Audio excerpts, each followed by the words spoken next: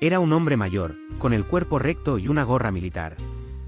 Viajaba en el metro como cada martes, en silencio, sin molestar a nadie. Cuando un grupo de jóvenes comenzó a insultar a una mujer, él se levantó. No gritó, no empujó, solo dijo, ya basta. Dejen a la señora en paz. Ellos se rieron. Luego lo empujaron. Y cuando llegó la policía, nadie escuchó lo que él tenía que decir. Le pidieron su identificación. Le dijeron que había provocado. Nadie sabía que ese hombre había servido al país durante 25 años. ¿Y tú qué te metes, viejo? Eso fue lo primero que escuchó antes del primer golpe. La frase no vino con preguntas. Venía con rabia, con burla, con algo más. Ese desprecio que nace cuando un grupo siente que puede hacer lo que quiera sin consecuencias. Era martes, 8:30 de la mañana. Línea 3 del metro, sentido Moncloa. Vagón medio vacío, aire viciado. Un grupo de 4 chavales, adolescentes de los que no se callan ni un segundo, hablaban fuerte, demasiado. Uno de ellos llevaba la música en el móvil sin auriculares. Otro estaba grabando con la cámara frontal, riéndose mientras enfocaba a una mujer que, claramente incómoda, se había apartado del asiento de al lado. El hombre los observaba desde el fondo del vagón. Tenía unos 60 y pico, chaqueta de lana, pantalón recto, gorra militar con un pequeño pin oxidado. La misma que llevaba desde que se jubiló del ejército. A primera vista parecía uno más, cansado, tranquilo, invisible. Pero cuando vio que uno de los chicos le gritaba a la mujer, ¿qué pasa, señora? No le gustó, no pudo más. Se levantó. Caminó lento, pero firme. Nadie más hizo nada. La señora bajó la cabeza. Y él, sin levantar la voz, dijo, déjala tranquila. No tienes por qué molestarla. El grupo se giró al instante. Uno de ellos rió. Otro soltó, ¿y tú quién eres, el abuelo de Batman? El más alto se puso de pie. Dio un paso hacia él. El ambiente se tensó como si el aire hubiera cambiado de peso. Te he dicho que no tienes por qué molestarla. La frase fue clara. Pero el gesto del chico no fue de diálogo. Empujó. No con toda su fuerza, pero con la suficiente para hacer que el hombre retrocediera un paso. El vagón se sacudió con el movimiento del tren, y por un momento pareció que todo se quedaría ahí. Pero no. El joven repitió, no te metas, viejo de mierda. El segundo golpe fue más directo. Un manotazo al pecho. El hombre cayó de espaldas, apoyando una mano en el suelo, pero no perdió la calma. No hubo gritos, no hubo peleas descontroladas. Solo ese tipo de violencia seca, que duele más por el silencio alrededor. Nadie intervino. Nadie. Una señora miró al techo. Un chico con auriculares giró la cabeza hacia la ventana. La mujer a la que defendió ya se había cambiado de vagón en la estación anterior. Cuando el tren se detuvo en la siguiente parada, alguien activó el botón de emergencia. El grupo ya se bajaba. ¿Reían? El hombre seguía en el suelo, con la gorra caída al lado. Se la colocó, respiró hondo, y se apoyó en una de las barras para levantarse. Un agente de seguridad del metro entró al vagón, acompañado por un policía que justo patrullaba por el andén. ¿Qué ha pasado aquí? Un chico desde el fondo gritó, ese señor se cayó solo, ¿vale? Nadie lo ha tocado. Otro agregó, y encima se puso a insultar, empezó él. El agente miró al hombre. ¿Se encuentra bien? Sí. Solo, me empujaron. Pero no pasó nada más. ¿Quién le empujó? Unos chicos. Ya se han bajado.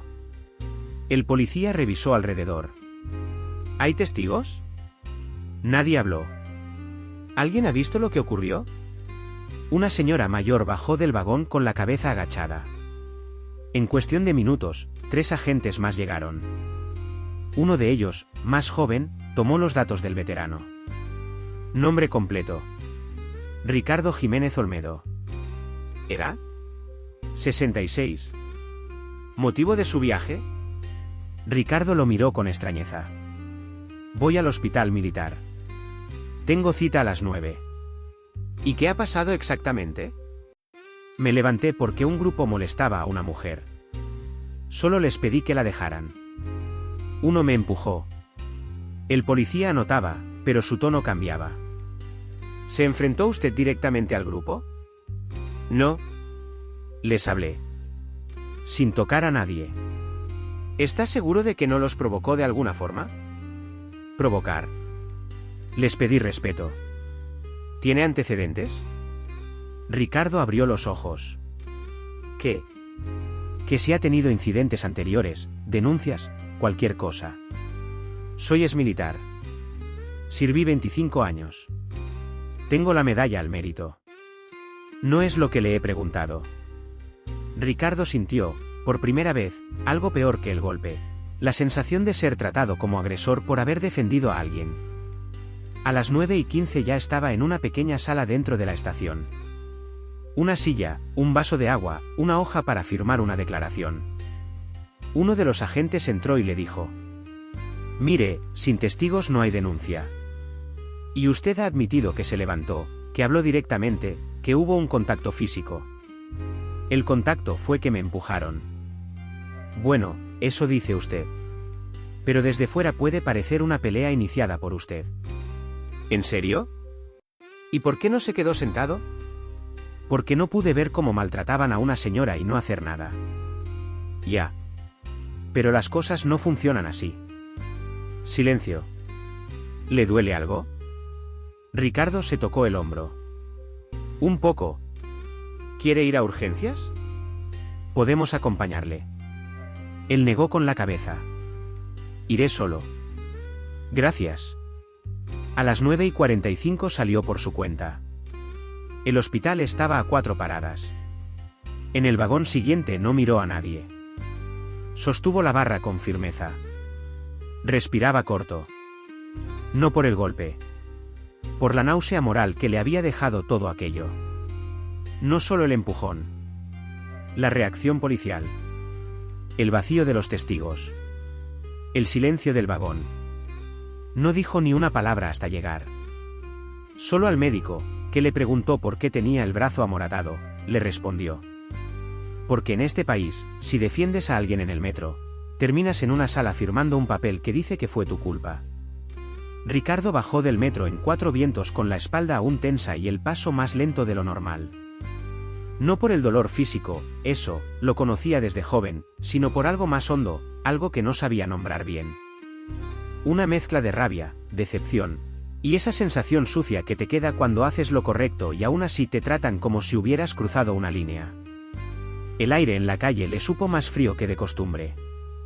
Caminó hasta su piso en silencio, cruzándose con rostros que no conocía y que tampoco lo miraban.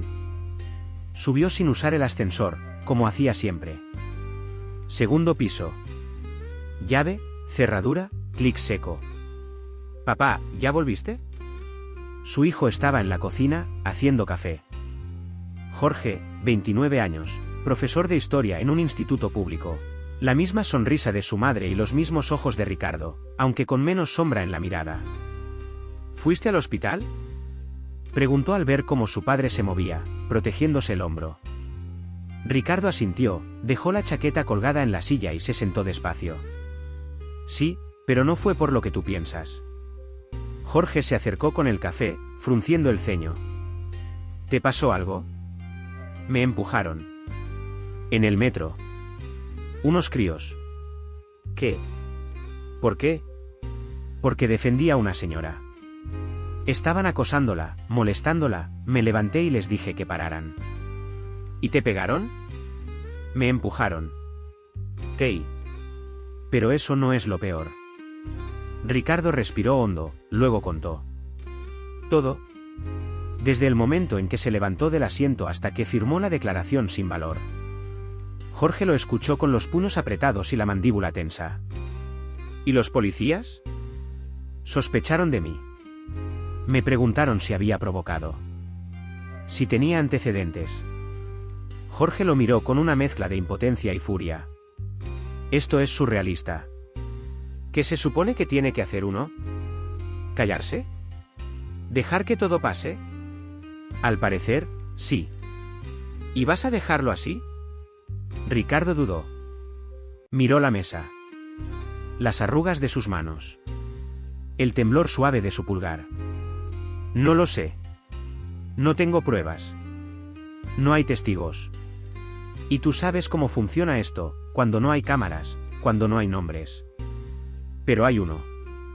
El tuyo. Silencio. ¿Quieres que hagamos algo? Ricardo lo miró. ¿Cómo qué? No sé, escribir. Contarlo. Que se sepa. ¿A quién le importa lo que le pase a un viejo cualquiera en el metro? A más gente de la que piensas. Al día siguiente, Jorge compartió la historia, sin nombre, sin detalles personales, en un foro de profesores. Solo por desahogarse. Contó que su padre, exmilitar condecorado, había sido agredido y luego tratado como sospechoso. No esperaba respuesta. Pero en 2 horas ya tenía más de 30 comentarios.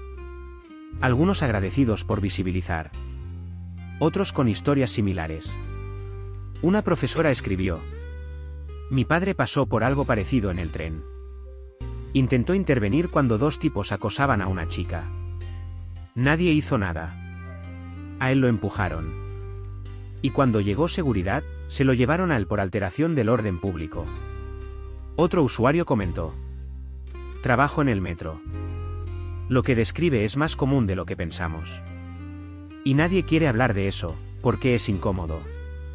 Jorge leyó todo eso y se lo mostró a su padre. Ricardo se quedó callado. Luego dijo: no estoy solo, ¿eh? No, papá. No lo estás. El jueves por la tarde, a las 7:05, Ricardo recibió una llamada de un número desconocido. ¿Don Ricardo Jiménez? Sí. Le habla Elena Rivas, soy periodista. Me llegó su historia a través de un contacto. ¿Podemos hablar 5 minutos? Él dudó. ¿Sobre qué? Sobre lo que le pasó en el metro. Me interesa porque no es un caso aislado. Porque usted representa a mucha gente que ha sido silenciada. Yo no soy representante de nadie. Solo hablé cuando nadie más quiso hacerlo. Justamente por eso. ¿Podemos encontrarnos? Usted decide cuándo y dónde. Ricardo pensó unos segundos. Mañana. A las 10:30. Frente al parque de la calle Alcazaba. Hay una cafetería con terraza. Perfecto. Estaré ahí. Jorge lo acompañó. Se sentaron juntos, y Elena llegó puntual. Joven, profesional, voz firme. No quiero dramatizar, señor Jiménez. Solo quiero entender qué pasó. Escuchar su versión. Y si usted me lo permite, compartirla. Con respeto. Él asintió. Contó lo mismo que a su hijo. Sin adornos. Sin exagerar. Solo los hechos. La periodista grabó con su móvil. Hizo preguntas claras. Al final, le agradeció con sinceridad. Creo que su historia puede abrir ojos. Aunque solo sea un poco. Ricardo no contestó. 2 días después, el artículo se publicó. Título: El veterano del metro, cuando hablar te convierte en sospechoso. Se compartió más de lo que Jorge esperaba. En grupos de vecinos, en redes de jubilados, en plataformas de denuncia ciudadana. Algunos lo reconocieron. Otros comentaron con rabia. Hubo quien lo minimizó, como siempre. Pero una cosa cambió, una mujer escribió un mensaje privado al periódico. Era la mujer del metro. No me atreví a hablar. Me fui del vagón. Pero ese hombre me defendió cuando nadie más lo hizo. Si aún están en contacto con él, díganle que lo vi. Que lo escuché. Y que lo siento. Elena se lo reenvió a Jorge, y este se lo leyó a su padre en voz alta. Ricardo cerró los ojos. Se quedó así, sin decir nada. ¿Estás bien? Preguntó Jorge. Sí. Ahora sí. Ricardo no se sentía famoso. Ni figura. Ni símbolo. Pero algo estaba claro, ya no era invisible. En el barrio, en el centro cívico, incluso en la farmacia, alguien le decía, usted es el señor del metro, ¿verdad? Él no sabía cómo responder. A veces solo asentía con una sonrisa corta. Otras veces bajaba la cabeza y seguía caminando. Lo que más le sorprendía no era el reconocimiento, sino cómo otros usaban su historia para hablar de cosas que él nunca había dicho. Una tarde, Jorge le mostró un vídeo en TikTok. Una chica de unos 20 años hablaba frente a la cámara. Lo del veterano del metro no es solo una anécdota. Es una prueba más de que el sistema castiga a los que se meten, a los que no se callan, a los que tienen cara de problema aunque no hagan nada. El vídeo tenía miles de me gusta, cientos de comentarios. Algunos lo llamaban héroe silencioso. Otros usaban su caso como excusa para atacar a la policía o al gobierno. Unos lo elevaban. Otros lo usaban. Ricardo sintió algo extraño. Como si le hubieran quitado su historia y la estuvieran editando en tiempo real. Como si su voz ya no fuera suya. Papá, ¿te molesta? Me desconcierta. No sé si lo que están diciendo es por mí, o a pesar de mí. ¿Quieres que paremos? ¿Cómo? Ya no se puede parar. Pero sí puedo aclarar. Al día siguiente fue al centro cívico. Pidió hablar con la responsable del área de participación. Le ofreció organizar una conversación abierta. No una charla formal, no una conferencia. Solo un espacio donde pudiera contar su versión. Sin filtro. Sin eslóganes. Una semana después, más de 50 personas se reunieron en una sala sencilla. Sillas de plástico, luz blanca, café en termos. Ricardo habló sin guión.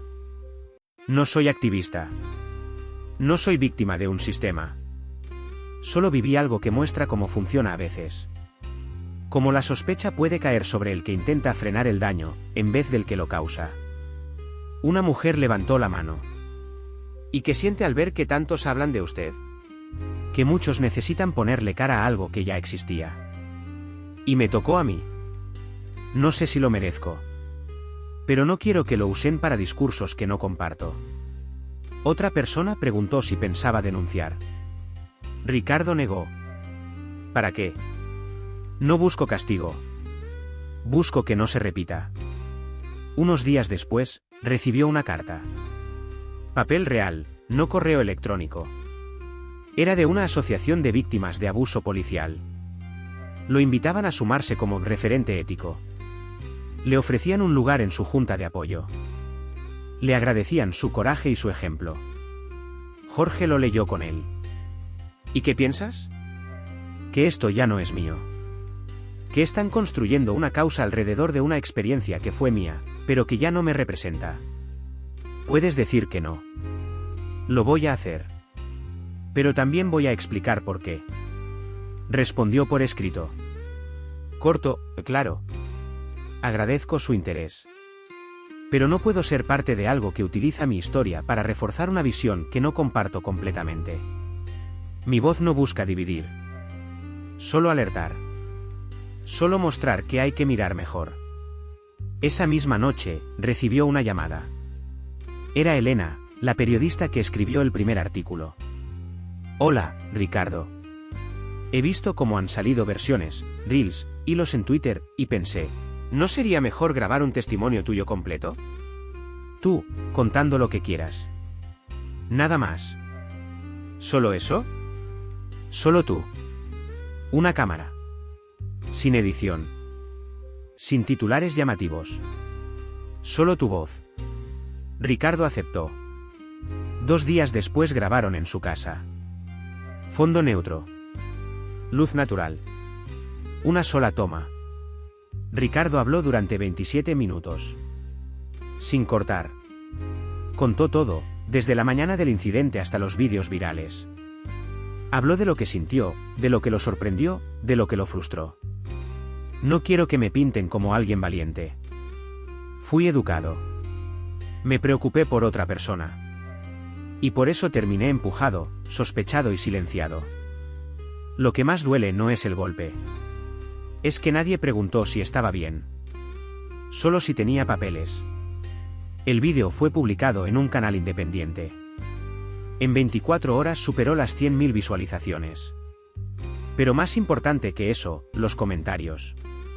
Ahora lo entiendo mejor. Gracias por no dejar que hablen por usted. Esta voz sí merece ser escuchada. Ricardo los leía sin emoción exagerada. Pero por dentro, algo se aflojaba. Como si su historia, finalmente, volviera a sus manos. Una semana más tarde, Jorge le propuso algo inesperado. ¿Y si escribimos un texto juntos? Algo corto. Como una carta abierta. Para que quede claro quién eres tú. Sin ruido. Sin interpretaciones. Ricardo se lo pensó.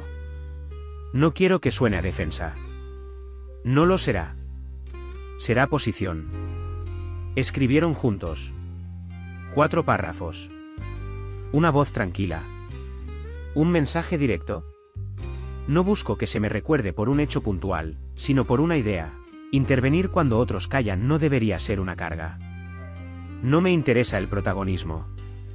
Me interesa la justicia, aunque sea en cosas pequeñas. No necesito que me hagan símbolo. Solo que no se distorsione lo que hice. Y si eso molesta a algunos, es porque quizás estaban muy cómodos con el silencio. Publicaron el texto en una plataforma comunitaria. Lo compartieron en redes. No fue viral. Pero llegó a quienes tenía que llegar. Y eso, para Ricardo, era suficiente. Por la noche, mientras Esmee dibujaba en la mesa y Jorge preparaba la cena, Ricardo miraba por la ventana. La calle estaba tranquila. El mundo seguía. Él seguía. Sacó su cuaderno y escribió. A veces, cuando otros empiezan a usar tu voz, no hay que gritar más fuerte. Hay que hablar más claro. Y por primera vez en mucho tiempo, no sintió que tenía algo pendiente. Durante un tiempo, todo pareció calmarse. Ricardo seguía con su vida, caminatas por el barrio, cafés en silencio, charlas con Jorge por la tarde, dibujos de Esmee sobre la nevera. A veces alguien se le acercaba en la calle, le daba la mano y le decía gracias. Él asentía, sin mucho que añadir. No quería ser héroe, pero tampoco quería desaparecer. Sin embargo, poco a poco empezó a notar que algo cambiaba. No en él. En los demás. Primero fueron los aplazamientos. Una charla prevista en un centro cultural se pospuso por reformas. Un encuentro con jóvenes organizado por una ONG se canceló por problemas logísticos.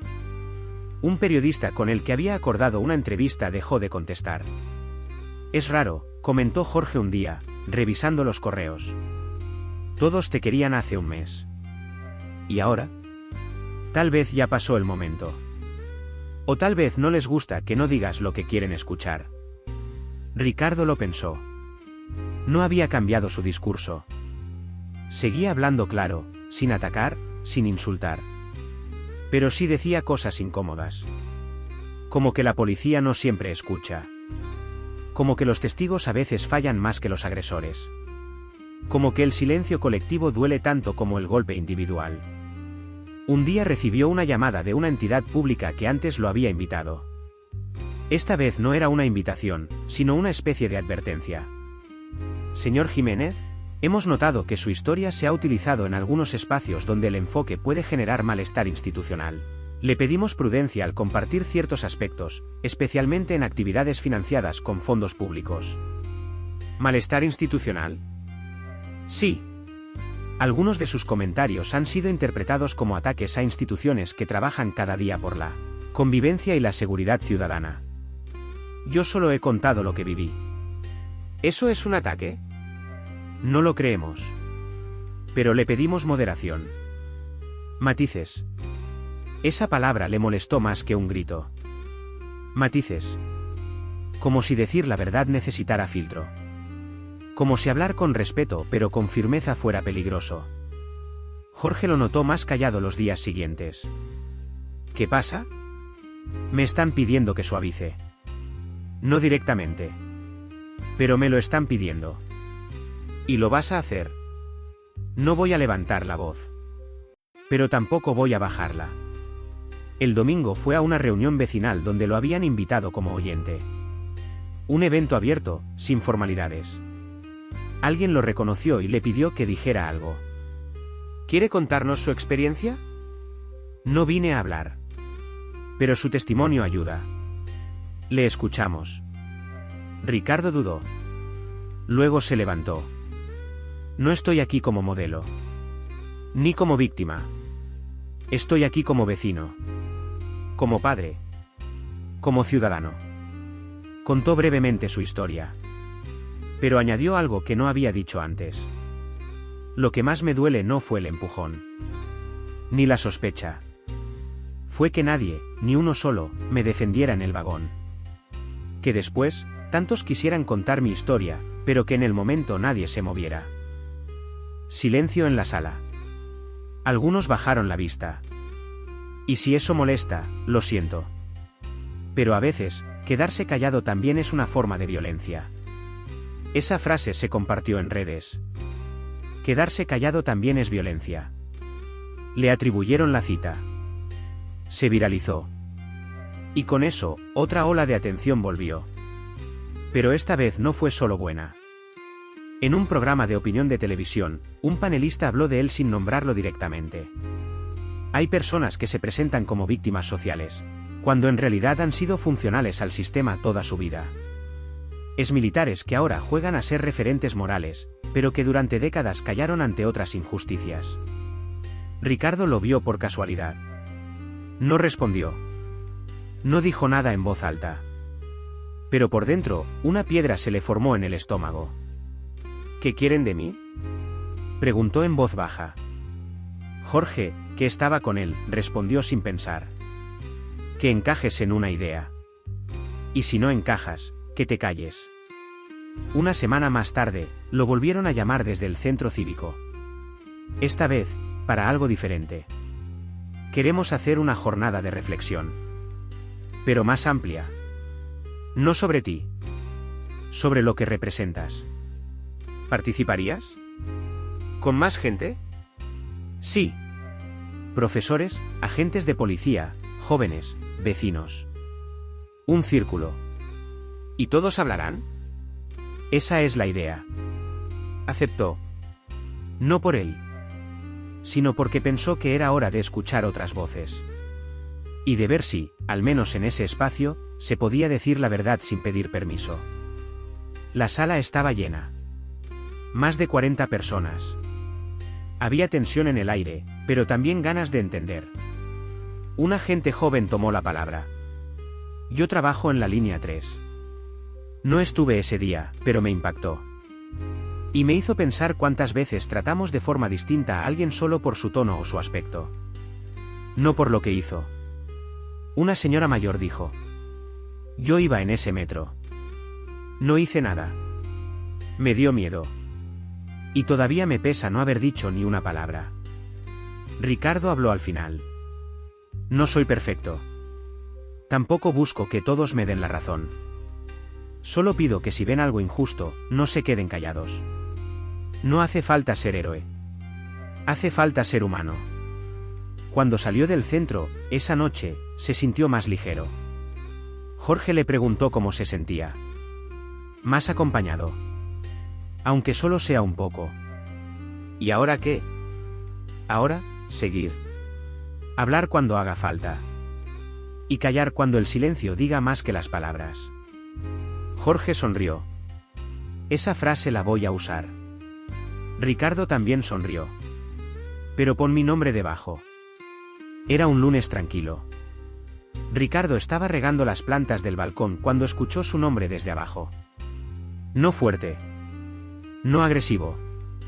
Solo pronunciado, como si alguien lo reconociera sin estar seguro. ¿Señor Jiménez? Se asomó con cuidado. Un joven con gafas, mochila y carpeta lo miraba desde la acera. Sí. Me llamo Andrés. Trabajo en la oficina del concejal del distrito. Queríamos invitarlo a un acto institucional esta semana. En homenaje a vecinos ejemplares. Ricardo frunció el ceño. ¿Ejemplares de qué? De participación, valores ciudadanos, memoria activa. No supo qué responder. El joven le tendió una hoja con el logo del ayuntamiento. Solo tiene que hablar unos minutos. Nada formal. Le darán una placa simbólica.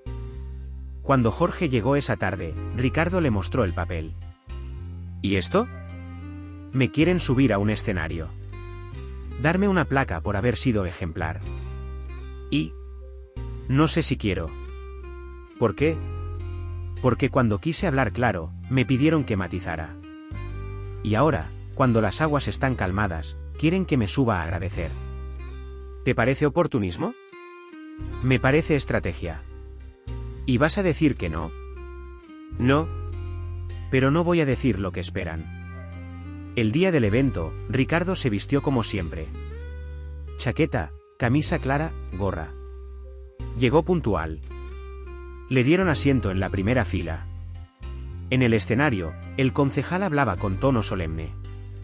Habló de convivencia, de esfuerzos comunes, de valentía cívica. Cuando lo llamaron, hubo aplausos. No eufóricos, pero respetuosos. Subió despacio. Tomó la placa. La miró un segundo. Luego alzó la vista. Gracias por esto. No sé si lo merezco. Lo que hice fue algo que cualquiera debería hacer, no quedarme sentado mientras molestaban a alguien. Pausa. Pero también debo decir que, después de eso, fui tratado como un problema. Y no por los agresores. Por los que supuestamente debían proteger. Un murmullo cruzó la sala. Este homenaje no borra eso. No limpia el silencio que viví. No borra el miedo de los testigos. Ni las dudas de los que debieron escucharme y no lo hicieron. Miró al público. Pero si este acto sirve para que alguien aquí no se calle la próxima vez, entonces lo acepto. Aplausos. No todos. Algunos a medias. Otros genuinos. Al bajar, el concejal le estrechó la mano. Gracias por su sinceridad. De nada. Solo tengo una versión. La mía. Al día siguiente, un extracto del vídeo fue publicado en la cuenta oficial del ayuntamiento. Pero la parte incómoda estaba cortada. Solo se veía a Ricardo recibiendo la placa, agradeciendo, y diciendo, lo acepto. Jorge lo vio primero. ¿Esto es en serio? ¿Qué? Han editado tu discurso. Han quitado la parte más importante. Ricardo tomó el móvil. Lo vio. Calló unos segundos. Ya lo esperaba. ¿Y no vas a hacer nada? Sí. Esa misma tarde escribió una nota breve. La publicó en el perfil de la asociación vecinal. Ayer recibí un homenaje. No lo rechacé, pero tampoco lo celebré. Dije cosas que no se publicaron.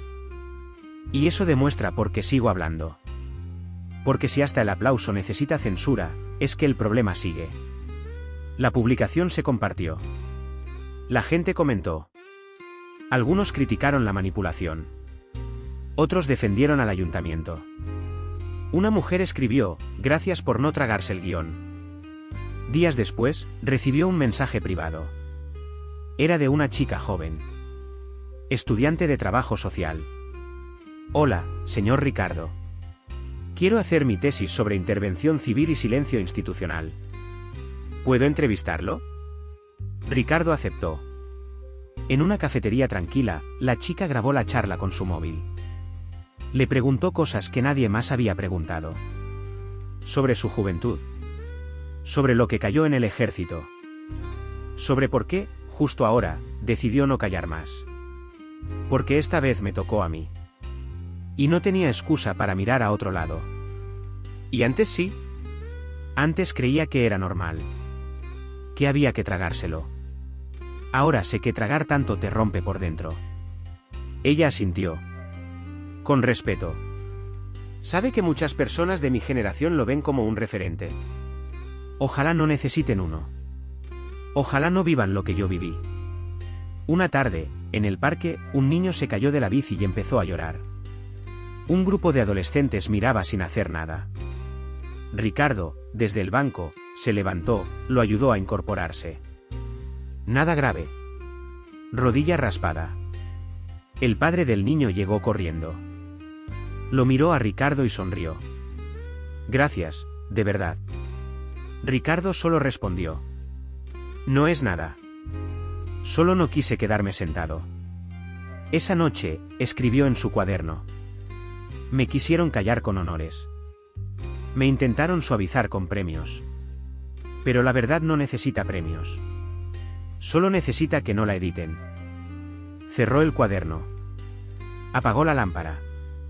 Y durmió como si todo por fin tuviera el peso que merecía, ni más, ni menos. Todo empezó con un titular. Uno que no había pedido, que no esperaba y que no escribió nadie que lo conociera. El veterano que acusa al Estado, la izquierda lo convierte en símbolo. Ricardo lo vio al abrir el periódico digital, de casualidad, mientras buscaba una receta de lentejas. En la foto, su cara. La del acto con la placa. Sonriente, con la gorra. Abajo, el texto lleno de insinuaciones, que había sido usado por movimientos radicales, que su discurso estaba cargado de resentimiento institucional, que era el perfecto rostro de la queja estructural. Se le cayó el móvil al suelo. No de rabia. De impacto. Esto es mentira, murmuró. Jorge lo leyó completo. No te nombran directamente como mentiroso, pero te convierten en algo que no eres. Me convierten en trinchera. Exacto. Y lo peor, sin preguntarte nada. ¿Puedo hacer algo? Sí. Responder. ¿Y vale la pena? Solo si no quieres que otros hablen por ti. Ricardo no quería redes. Pero esa tarde, Jorge le ayudó a escribir un texto que se publicó desde su perfil. No pertenezco a ningún partido. No represento ninguna ideología. Solo conté lo que viví. Si eso incomoda, no es por mí.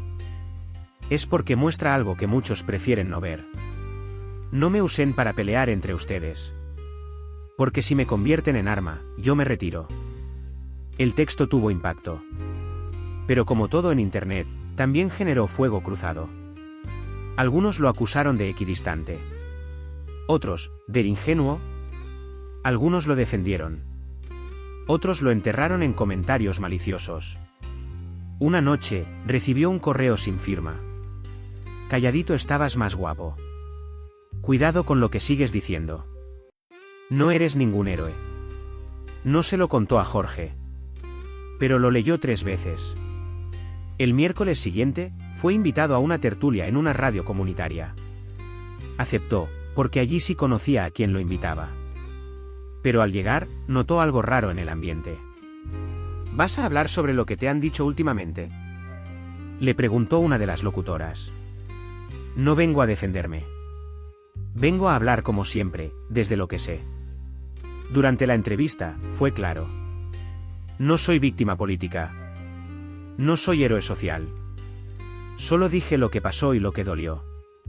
¿Y qué fue lo que más dolió? Ricardo respiró hondo.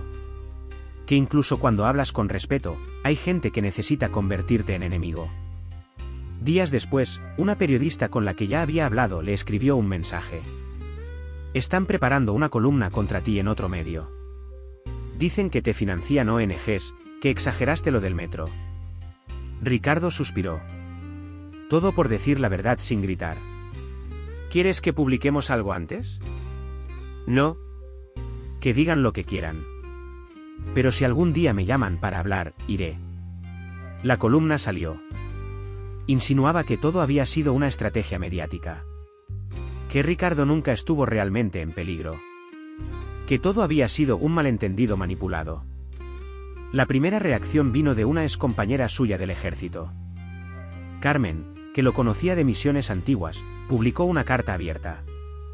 Ricardo no necesita que nadie hable por él. Pero si hoy lo atacan, es porque dijo algo que no se puede negar. Que a veces, quien se levanta para ayudar, termina cuestionado. Y eso no es ideología. Es realidad.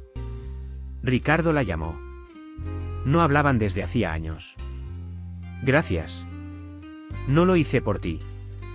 Lo hice por los que vendrán después. Y necesitan ver que no están solos. Esa noche, Jorge le preguntó. ¿Te arrepientes de haber hablado? No. Me arrepiento de no haberlo hecho antes. ¿Y si siguen? Que sigan. Yo seguiré siendo el mismo. Esme, que escuchaba desde la puerta, entró con su cuaderno. Papá, ¿puedo escribir sobre ti en clase? ¿Qué quieres contar? Que ayudaste a alguien. Que dijiste la verdad. Que no dejaste que te cambiaran la historia. Ricardo sonrió. Eso está bien. Solo no digas que soy un héroe. No. Voy a decir que eres mi padre. El fin de semana siguiente, fue invitado a un encuentro vecinal. El tema, cómo recuperar la confianza en lo público. No quería ir. Pero lo hizo. Llegó al final. Cuando le ofrecieron hablar, se levantó y dijo: Hoy muchos me conocen por algo que nunca busqué. Por intervenir en un metro. Por decir lo que pasó. Pero yo no quiero ser eso para siempre. Quiero que lo que dije sirva para que, cuando vean una injusticia, no esperen a que otro la cuente por ustedes. Pausa. Porque si la historia la cuentan otros, te convierten en lo que ellos necesitan. Y yo, con respeto, prefiero seguir siendo lo que soy. Las semanas pasaron. La polémica se enfrió. Las columnas dejaron de aparecer. Los mensajes anónimos se detuvieron. La gente dejó de señalarlo en la calle. Nadie volvió a llamarlo el del metro. Y, por primera vez en meses, Ricardo recuperó algo que no sabía cuánto extrañaba: el silencio. Pero no era el mismo de antes. Era un silencio elegido, no impuesto. Uno que no dolía. Uno en el que podía sentarse en su banco del parque, mirar a la gente pasar, y no sentir que debía demostrar nada a nadie. Un jueves por la mañana, caminó hasta la estación donde todo había empezado. No por nostalgia. Por rutina. Quería comprobar si aún se sentía incómodo ahí. Se sentó en un banco, como cualquier otro pasajero. El vagón llegó. La puerta se abrió. Subió. El vagón estaba medio lleno. Un chico hablaba fuerte por teléfono. Dos adolescentes reían viendo vídeos. Una señora dormía con la cabeza apoyada en la ventana. Y él, tranquilo. Nadie lo miraba. Nadie lo reconocía. Nadie lo interrumpía. Pero cuando una mujer de unos 40 años entró con un niño de la mano y nadie le cedía el asiento, él se levantó. Sonrió. Le señaló el lugar. La mujer agradeció con los ojos. Eso era todo. Eso bastaba. Ese mismo día, en casa, encontró el cuaderno donde había ido anotando frases sueltas durante todo el proceso. Lo abrió. Lo leyó todo. Una tras otra. Desde las primeras líneas torpes hasta las últimas, cargadas de calma. Y al final, en una página nueva, escribió: No quiero cerrar esta historia. Porque no me pertenece solo a mí. Porque hay otros que aún no la han vivido, pero la vivirán. Y cuando les toque, espero que no se queden solos como me quedé yo. Luego cerró el cuaderno. No lo guardó. Lo dejó encima de la mesa, abierto, con un bolígrafo al lado. Por si alguien más quería escribir algo ahí. Esme volvió del colegio con una sonrisa. Papá, ¿puedo usar tu cuaderno? ¿Para qué? Para escribir lo que haría si veo algo injusto. ¿Y qué harías? Lo que hiciste tú. ¿Y eso qué fue? Levantarme. Ricardo la miró con ternura. Hazlo. Pero solo si crees que debes. Siempre que alguien esté solo, hay que levantarse. Él no respondió. Solo la abrazó. Jorge lo visitó al día siguiente. Le propuso una idea. ¿Y si publicamos tu historia? No como libro comercial. Como folleto, algo pequeño, que podamos compartir en colegios, asociaciones. ¿A quién le interesaría? A los que aún no han hablado.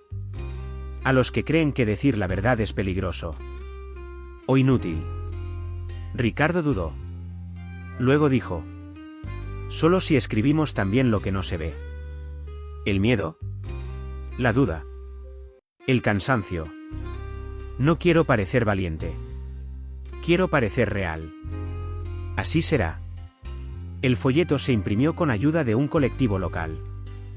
100 copias. Distribuidas gratis. Sin promoción. Sin redes. En bibliotecas, centros juveniles, asociaciones de barrio. Se titulaba El hombre que no gritó. Y aún así fue escuchado.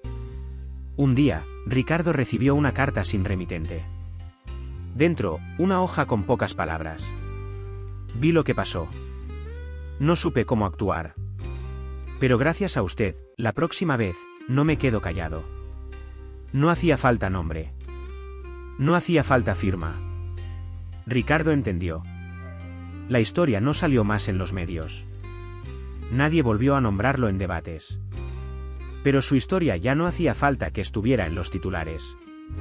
Estaba en otra parte, en las conversaciones pequeñas. En los pasillos de una escuela. En el aula de una clase de ética.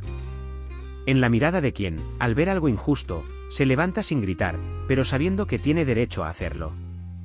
Y eso era más que suficiente. Si has llegado hasta aquí, si has seguido la historia de Ricardo desde el principio, quiero decirte algo muy simple. Gracias. Porque en un mundo lleno de ruido, escuchar una historia contada con calma también es un acto de valentía. Ricardo no salvó a nadie. No se subió a ningún podio. No exigió reconocimiento. Solo se negó a callarse cuando entendió que el silencio no lo protegía, lo borraba. Y quizás tú, como él, también has vivido momentos en los que pensaste que no valía la pena hablar. Pero créeme, aunque no cambie el mundo, tu voz sí puede cambiar algo en alguien. Suscríbete al canal si quieres seguir viendo historias reales como esta. Historias que no suenan como películas, pero que son tan ciertas que duelen. Porque aquí no buscamos héroes. Solo personas que se atrevieron a levantarse, cuando lo más fácil era seguir sentadas. Gracias. Y hasta la próxima.